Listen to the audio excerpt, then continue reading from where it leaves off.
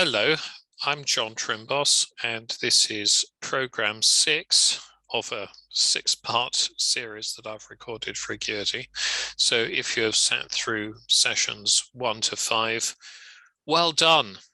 Listening to me pontificating about semicolons and sentence length and stuff is clearly not for the faint-hearted, and you have shown real stamina in sticking with me this far. So part 5, we started off our journey into the world of grammar and so on. And we had just finished doing this little exercise here on placing of punctuation marks, in particular the apostrophe. Now, continuing our little quotation mark journey, we now have quotation marks. There we go. Actually, a question I'm often asked is there any difference between single quotation marks and double quotation marks? And the answer is no, there's not. It's purely stylistic. Most organizations, the default is double quotation marks. And if there's a quote within a quote, that goes within singles to differentiate it. And you could easily see that happening, for example, if you're quoting an extract from a judgment or something like that. But, you know, basically they're interchangeable, but I'd just stick with doubles like this. So 5 general rules to follow for quotation marks. The first one is we use them to indicate the exact words of the speaker. So John said, open quotation marks, and then reproduce the speaker's exact words. Secondly, to indicate words or phrases indicated by labeled, signed, and so on. So the box was labeled this side up, or the contract was watermarked first draft or something like that. Rule 3, for direct speech, full stops, commas, colons, semicolons, and so on, everything goes inside the quotation marks. And the rule that you often see in textbooks and so on is that it belongs to the quote. That's the phrase that you often see. And if, for example, if we look at number 1, all employees must attend the safety meeting tomorrow, full stop, close quotation mark. But in example 2, the box was labeled this side up because that is not direct speech. It's just a label on something. In that case, it's up, close quotation mark. Then the full stop goes outside the quotation mark, which I know is monumentally fussy. It really is. But that is what it is. Now, number 4, question marks and exclamation marks, they could go inside or outside. It depends on who's asking or who's exclaiming. So he asked, how are you? Well, that's the speaker asking, how are you? That belongs to the quote. It goes inside. But if you're asking the question, when will you stop saying no problem when there obviously is a problem? Well, that's not the speaker saying no problem question mark. The speaker's just saying no problem, you're posing the question. And in that case, then the question mark goes outside. And then rule number 5, if you start with upper or lowercase, depending on whatever the quote starts with. So if we go back to example number 1, John said, all employees must attend the safety meeting. Well, that A is a capital all because it is it's the start of the speaker's sentence, so therefore it takes a capital. Now, supposing you are fading in halfway through somebody's sentence, in that case it would be lowercase, and there we go. Let me just amend this. John said we must. And then I'm going to fade in halfway through a sentence. Excuse me. There you go. John said we must ... all attend the safety meeting tomorrow. So that's fading in halfway through my sentence there. So the ellipsis says to the reader, the speaker did say other stuff, but we're not reproducing absolutely everything. We're just reproducing the most important part. And that would then be a lowercase a because it's partway through his sentence. So that is quotation marks. Now, dashes. A lot of people have reservations about dashes, whether they are acceptable in business writing. Well, yes, they are. You can have singular dashes if you have a little phrase at the start or the beginning of a sentence, like say at the end of a sentence, this will be a very long and difficult project, dash, so be very careful, something like that. Very often, though, they are used in pairs like this. We should determine before the year ends, the cost of relocating the London office. If you see a phrase sandwiched between two dashes like that, that's supposed to give it extreme emphasis. So in this case, we're really emphasizing to the reader before the end of the year, we need to take this important decision. And they are not to be confused with hyphens. Very often people talk about dashes and hyphens as being the same thing under a different name, but they're not. They share the same QWERTY keyboard button, of course, but they are different. So dashes have gaps around them. Hyphens do not, like underneath look, mother-in-law, in-house facilities, things like that. And then purely stylistically these days, if you put gap, hyphen, stroke, dash, and then another gap, it extends it. It's called the M dash, that long dash is purely stylistic. I mean, if whereas you can see the hyphen is much shorter. The M dash is purely stylistic. You don't, you know, I just do whatever Microsoft Word does, quite frankly. But if I use the whiteboard here on Zoom, then you'll see that it just leaves it as an N dash, not an M dash. So actually, let's just try this. I may be totally wrong. We should determine dash before the year ends dash the cost of relocating to the London office and so on. Yeah, you see in Zoom on the whiteboard, it doesn't elongate it. So that's called an N dash, but because it gets elongated in Microsoft Word, that's an M dash. But I do get asked about these things a lot, actually. So if you think I'm being strange and obsessive, well, yeah, I am strange and obsessive, but I do get asked these questions a lot. But M dash, N dash, purely stylistic. So dashes give extreme emphasis, and then parentheses traditionally do the opposite. So they de-emphasize non-essential material. So if you stick something between parentheses, round brackets, then that sort of says to the reader, this is interesting, but not terribly essential. And I call them parentheses because they are the square bracket things. Those are brackets, and the round things are parentheses, being really technical. And square brackets are often used to kind of correct errors in quoted text and things like that. Right. Now we have a general punctuation exercise. So as I read through these, just have a think yourselves about what you would do. There are some alternatives for some of these. So let's just go through them. John Jones' office was broken into around 2000 hours last night. Well, obviously that is the office of John Jones. So we need an apostrophe after the S there. And then you can leave the 24-hour clocks it is. There's no fixed convention for this, so you could just leave it like it is. Or you can put in a full stop like that. Or you can put in a colon like that, and there is no fixed convention at all. So you just do whatever you like, but be consistent about it. Then we have number 2, 3 former client liaison officers, all supervisors, will train the staff. So obviously that depends on the status of that information. But if it's just sort of nice to know they're all supervisors, they're an experienced bunch, then I'd put it between 2 commas. If their status as supervisors was absolutely essential to their training credibility, then I'd put it between 2 dashes.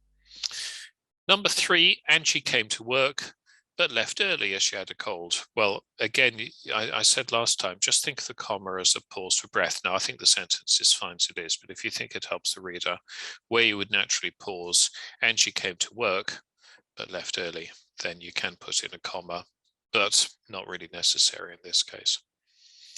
Next one, Helen said, I need your report by next Monday. So, comma, open quotation marks, and because it's direct speech, then it is close quotation marks after the full stop like that. Right, then we have a right stream of consciousness, number 5. So Angela said, we'll do this systematically. So again, Angela said, comma, open quotation mark, Mary, I need you to pick up the client from Kempson reception. Now remember rule 6 from last time, in our commas, set off the name of somebody you're addressing directly. So we need a comma there. Mary, I need you to pick up the client from Kempson reception. Now it's quite a long sentence, and it's a separate idea at the end. He's earlier than we expected. So two options really. I mean, well, actually three. You could put a full stop there, but if you're keeping it as one sentence, semicolon, or whoops, so I was trying to put in the apostrophe. He is earlier than we expected. So the semicolon works because, of course, it's that much stronger than the comma, and then close quotation mark at the end. Or a dash would work there as well. I need you to pick up the client from Kempson reception, dash, he's earlier than we expected. And very often, if you have a little phrase like that at the end of a sentence, the semicolon and the dash are equally acceptable. I think in business correspondence, people tend to favor the semicolon. Dashes are seen as being a bit more journalistic, but they're both acceptable. Now, number 6, I'm going to read this robotically, because if I change my emphasis, my inflection, that changes the meaning to you as the listener. Once she had the dress off, she would go in search of shoes and a handbag. Actually, that sounds suitably robotic. What I think it's trying to do is this. I saw this in an article in the Independent once about punctuation.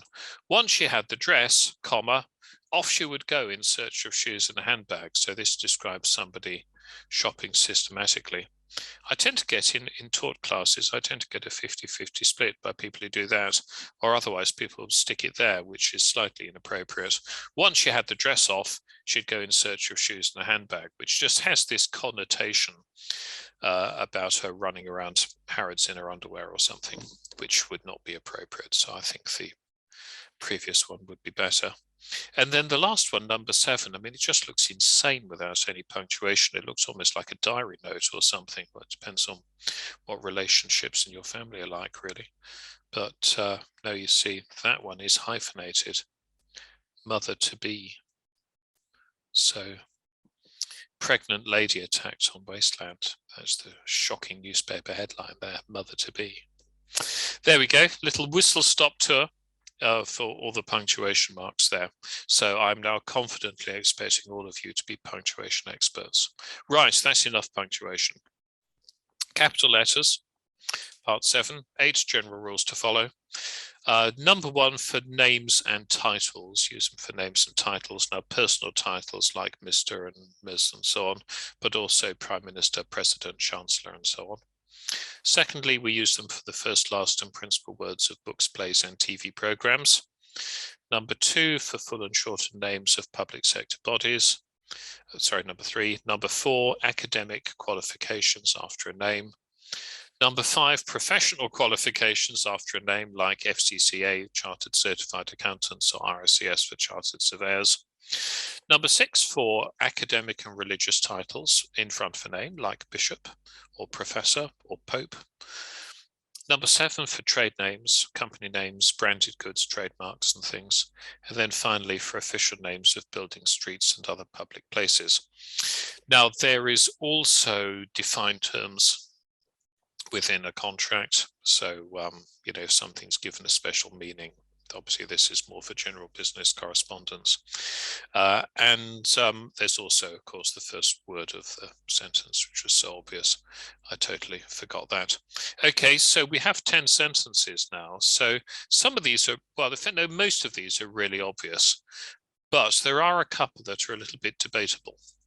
So the first one, obviously the director of this department is Mr. Smith. Now, obviously Smith, if you see a title like director or partner in a law firm or anything like that, you can jump one way or another. So director, partner, etc. You can choose, you can go uppercase or you can leave it just like it is. They are both acceptable, but you've got to choose and you've got to be consistent about it. And it has to be the person's title within the organization. So I suppose the acid test is director what appears under his name on his business card? Well, if that is his title within the organization, then capitalize or not as the case may be. So yeah, you can choose that one. The second one then is very similar, isn't it? It's the guest speaker, Dr. Peter Colgate. So obviously we're going to capitalize his name, Dr. Peter Colgate. Chairman will arrive at 2100 hours. Now, that looks like a job title to me. And certainly if your eminent guest speaker is like the chairman of Barclays Bank or something, I probably would tend to capitalize it because that emphasizes to the reader that he's there in his official capacity.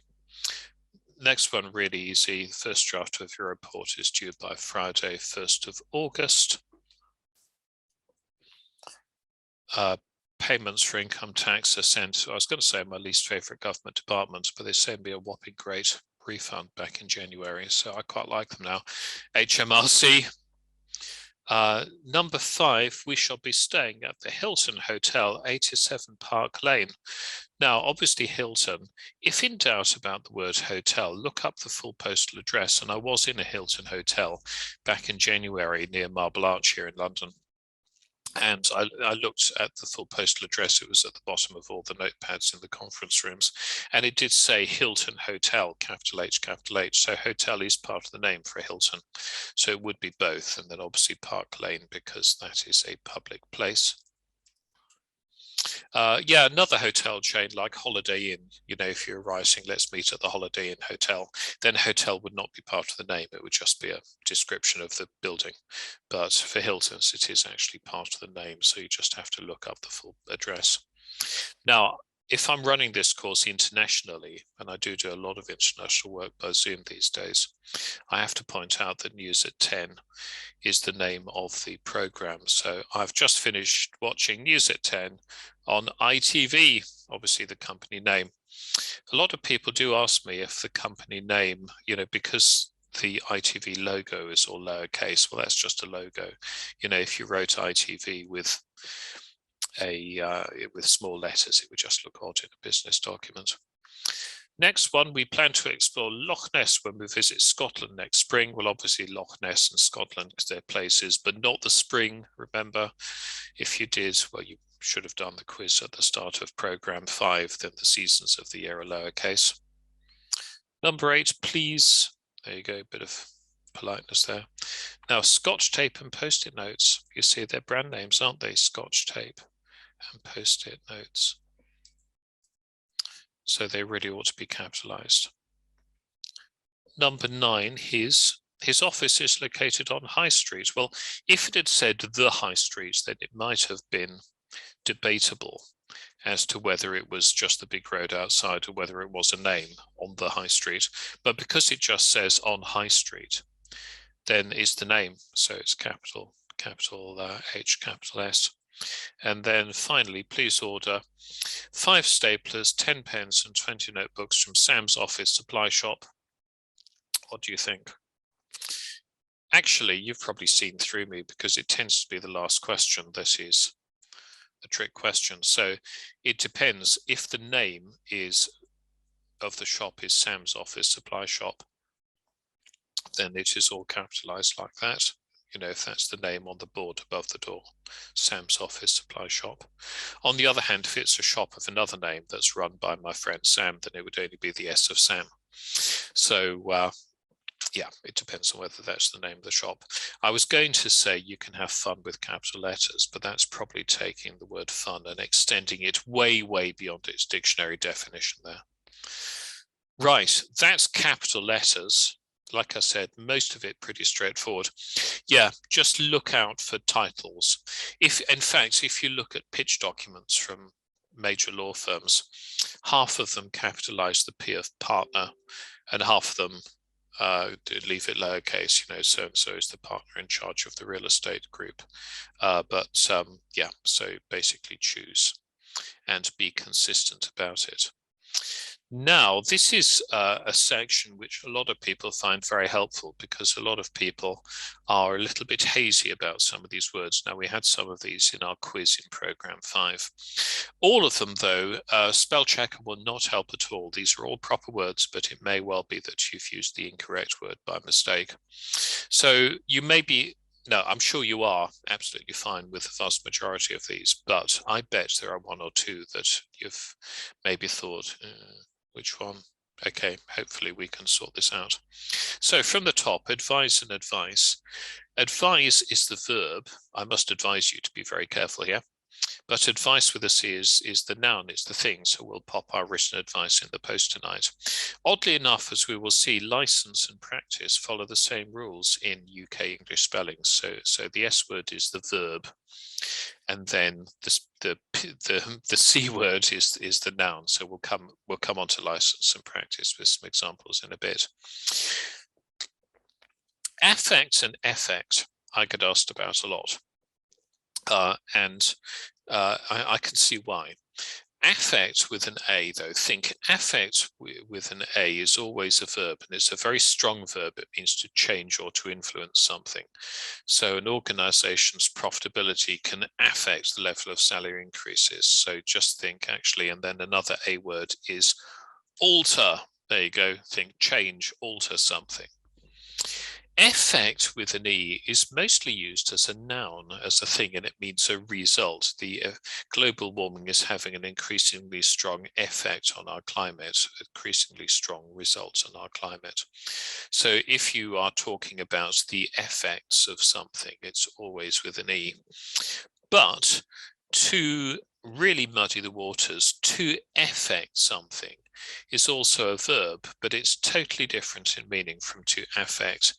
To effect is to introduce or to cause something new. In fact, I'm going to type new in there as well, that was not there before. So it has effected a change in the way we view the planet. It has brought about, it has introduced a change. Or you could say, for example, Acuity will effect new HR guidelines for its staff next year or something like that. So it's a shame that to affect and to effect look so similar because they're totally different in meaning. So think if you affect something, it's already here, but you're changing or altering it. If you affect something, it's not here yet, but you are introducing it as something new. Now, the next one is among and between. And when I was head of training at a city law firm here in London, I was asked by a couple of partners to research this one. And I did because they thought there was a technical meaning here, and there is, and there always has been. So technically speaking, if you say the word between, you can only split something two ways. And if you want to split something three ways or more, then you should really say among. So you would divide money between the twins, but among the triplets, because there are three of them, of course. Now, this was an American case. This went all the way to the Arkansas Supreme Court. It was all about a last will and testament. So this is obviously just a loose paraphrase, but a legacy. This was a very, very wealthy man. So it was a huge legacy, massive pot of money, was to be divided in equal shares. And it said between the nephews and nieces of two family members, and we'll just call them X and Y. Okay, so that's pretty much what the will said. And at the date of the testator's death, there were in existence 20 assorted nephews and nieces. Now, if you'd ask people, well, get people to look at it and say, look, if there are 20 nephews and nieces, what do you think he meant? Then most people say, well, each nephew and niece gets a 1/20th equal share, so the money's divided equally. Okay, and I'm pretty sure that's what he meant, and that's what the executors of the estate thought as well. So they were going to split the money 20 ways, equal shares, and send out 20 equal payments. However, it didn't work out that way because lawyers got involved.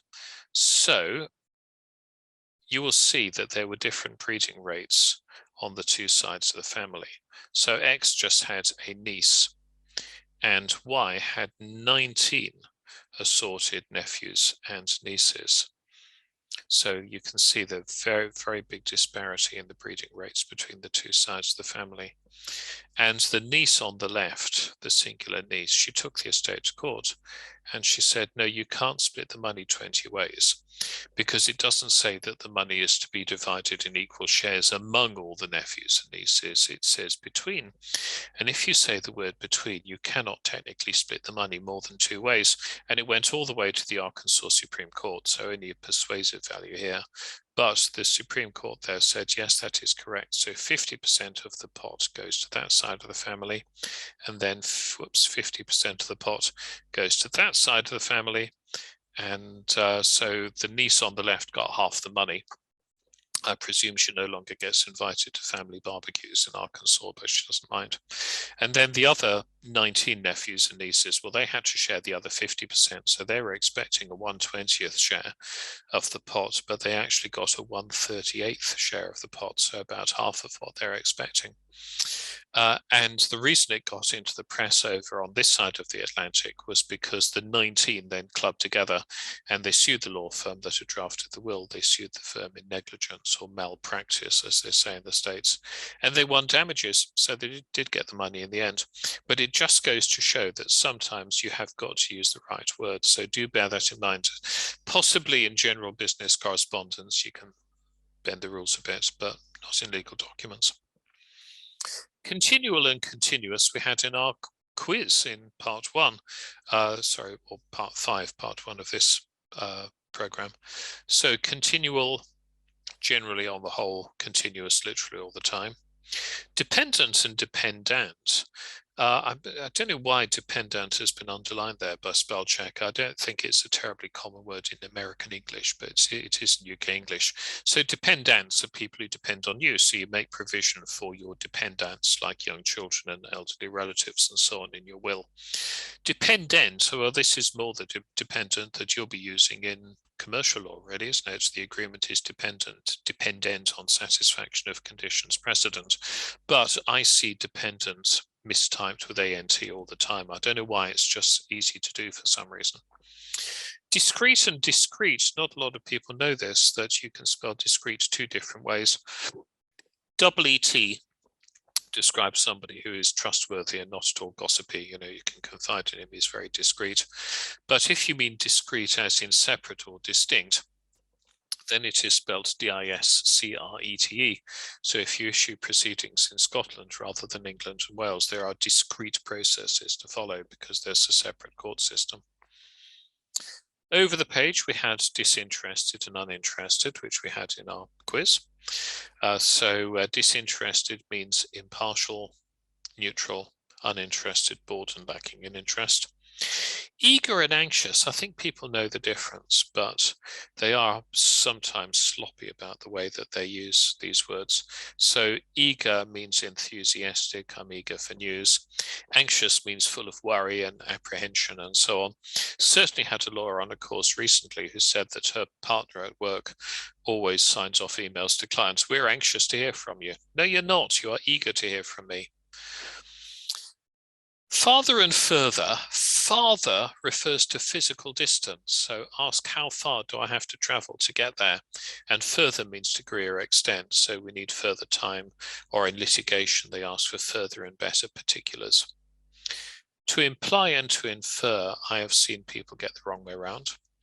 So if you imply something, you throw out a hint or suggestion to somebody else. She implied by her manner that she was unhappy with her manager. But infer is the opposite. That means you take in a hint from someone else.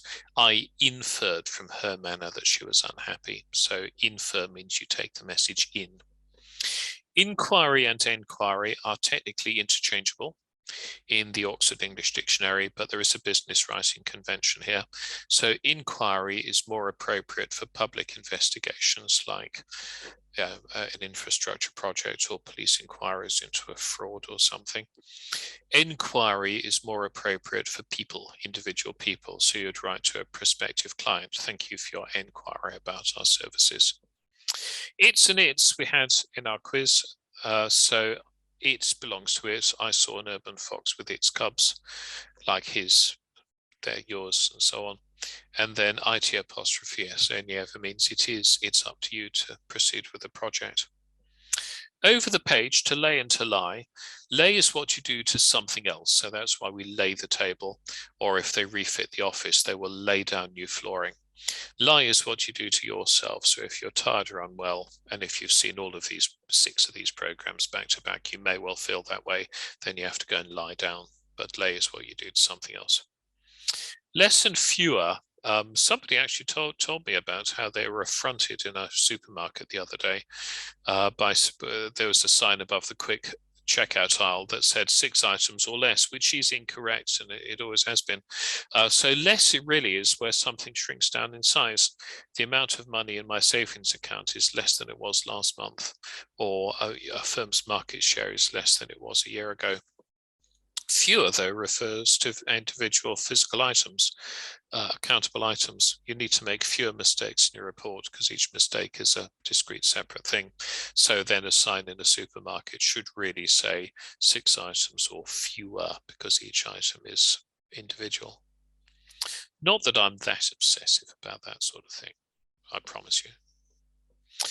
Now, advise, remember, advise and advice, license and practice go the same way. So license with a C is the noun. I can't find my driving license. I need to present my driving license to the police. Verb, though, licensed. You are licensed. I am licensed to use Microsoft Office.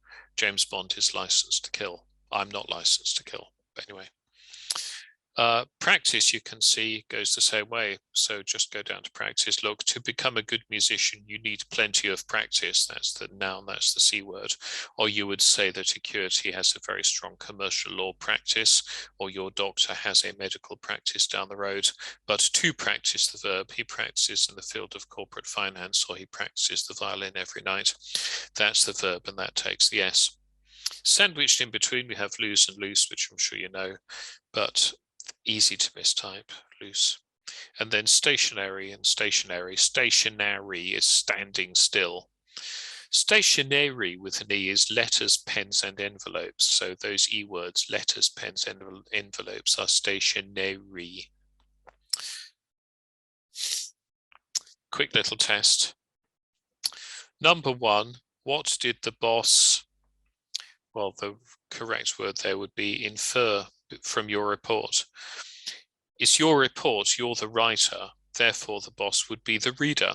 So what did the reader infer, take in from your report? Number 2, I would expect you to get right after the way I've banged on about it, but it would be that the copier continually runs out of paper, not literally all the time, but rather a lot. Number 3, as a disinterested member, he can provide an objective viewpoint. Okay. Now, how will the decision to move offices, something the office? Okay, a lot of people get really confused about the verbs to affect and to affect, but it would be to affect with an A here. How will the decision to move offices affect the workforce? How will it change or alter the workforce? It might, I mean, if you're moving to somewhere really nice, it might change their morale, it might change their commuting patterns if it's a different part of town or something. So how will it change the workforce? If you think to affect something with an E, to affect something means to introduce something new that wasn't there before. Well, that makes no sense here at all, does it? How will the decision to move offices introduce the workforce? Now, that's just nonsense. No, it's how will it change? How will it affect the workforce? Just what the 3 of us, what do you think about the new strategy? Well, technically, it really ought to be among, you would say between you and me, but just among the 3 of us. Number 6, people like secondments. So I would say it's 99% likely to be eager. We are eager to receive news for our proposed secondment. Theoretically, it could be anxious if you're being seconded to a European war zone, but not very likely, I don't think. Number 7, we can take this matter no further with a U. Remember, father is physical distance, so we can take this matter no further at this time. I was struggling to come up with sentences for some of these, so I'd probably say stick it on my desk, but when you're finished with the contract, please lay it on my desk down there. Bring something cakes. I mean, really, that should be more cakes. But if we are on a diet and it says cakes, like little individual cupcakes, then it would be fewer cakes. Bring fewer cakes. It would be less cake. So if you had to start a regular staff meeting and everybody in turn had to bake a cake for the staff meeting, and you're saying bake a smaller cake, then it would be less cake, but fewer cakes. Please order more stationery for the office. So remember letters, pens, and envelopes, stationery with an E. Practice makes perfect. Well, actually, spell check has given the game away there. So makes is the verb there. So it is lots of practice. The noun with a C makes perfect. And then, and in fact, grammar checker hasn't picked this one up for some reason now. Look at that. Number 12, I'm intimidated by the sight of the contract with all of its huge schedules. Well, it's just ITS. If you have IT apostrophe S, that means it is with all of its huge schedules. No, that's nonsense. Just its ITS, its huge schedules. With any luck, I've untangled those, I hope. Another business writing convention here, all about numbering. This is very loose, okay? You can break this convention. But the general convention is that you write numbers 1 to 10 as words and 11 and above as figures. But like I said, you can break this if you think it looks odd. So for example, as words, exact amounts when they start a sentence. So if the sentence starts 30 companies will be involved in the takeover, then I would always write 30 as a word, not as 30. Number 2, the smaller of two numbers, when used together, we need 2 8-file cabinets for the front reception and 35 10-file cabinets for the back office. Yeah, you see, if you only wrote that as figures, there's a chance that it would look like 28 cabinets, not 2 8-file. Yeah, you know what I mean. Approximate amounts and fractions and ordinals in running text, about 1,000. She's the 14th employee to receive a pay rise. And then time, if o'clock is understood from the context. So she left at 5, she left at 12. I would always tend to write those as words. But then figures, dates, times, dimensions, weights, clause numbers, section numbers from Acts of Parliament. I would always write those as numbers, because otherwise it looks very Victorian. Now, part 10 is a glossary of grammatical terms, and we've dealt with all the important ones. There's a few more as well if you're interested, and certainly if you wake up in the middle of the night and you go, oh my goodness, what's the difference between a preposition and a conjunction, then you can go and look it up. Chances of that happening pretty minimal, I would have thought, but the facility is there if you want it. And then finally, in this booklet, we have the 150 most commonly misspelt words in the English language. And you may be fine with most of these, but a lot of people have little blind spots or just uncertainties about some of these. Certainly had a lawyer on a course recently who said she always had a blind spot about how many C's and M's in accommodate and recommend. Well, look, they're both in the list. Accommodate has 2 C's and 2 M's. Recommend only has 1 C but 2 M's. No logic to any of this because, of course, languages grow in a strange and haphazard fashion. You'll also notice some red underlining because even though this is UK English spelling, its spell checker still seems to favor American spelling. So very often you just have to overrule spell checker. Just 3 words I want to draw your attention to. The first one, left-hand column, you can see the word advisor. Traditionally in the UK, we've tended to write legal advisor with an ER. In America, they've always favored the OR spelling advisor.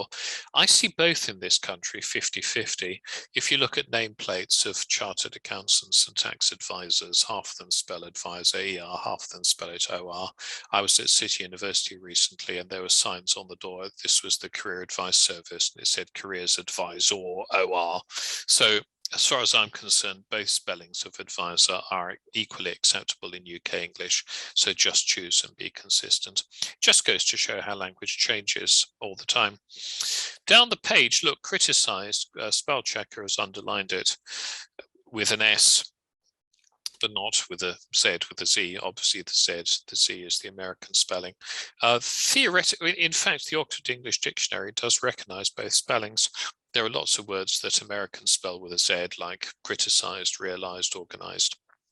we spell with an S. Just stick to the S spelling, basically. And then right in the middle of the page, we have the word judgment, which in America is easier because they always write it the same way with the extra E in the middle. But on this side of the Atlantic, we differentiate. So if you are writing about your personal judgment, your opinion, in my judgment, this is the best strategy for you to follow, then we write it with the extra E in the middle. But if you are writing about the judgment of a court or a tribunal, you know, the formal judgment of a court like that, then we write it without the extra E in the middle, just Judgment. We differentiate. Just to make your life a little bit more complex than it should otherwise be, quite frankly. But having said that, you are now working for a top-notch law firm, and the chances are in any calendar month you're probably going to have to write the word judgment relating to a court judgment or something. So for heaven's sake, make sure you spell that one properly. Yeah, just it's the last little twist in the tail, that, isn't it? The two different spellings of judgment. But there you go. There we are. So that brings us to the end of the booklet. So I will close down the booklet. And that brings us to the end of part 6, program 6 of our 6-part series. If you've been with me for the whole journey, thank you very much for sticking with me. I do hope that this program has been useful. If you are writing something that is going out into the public domain, a lot of people have told me that these course notes are actually very helpful. So you've got your own copy of the booklet. Please retain that as a little reference work if you like. And all the very best with all of your writing, drafting, and proofreading endeavors. It's been lovely spending this time with you. Take care. All the best. Bye.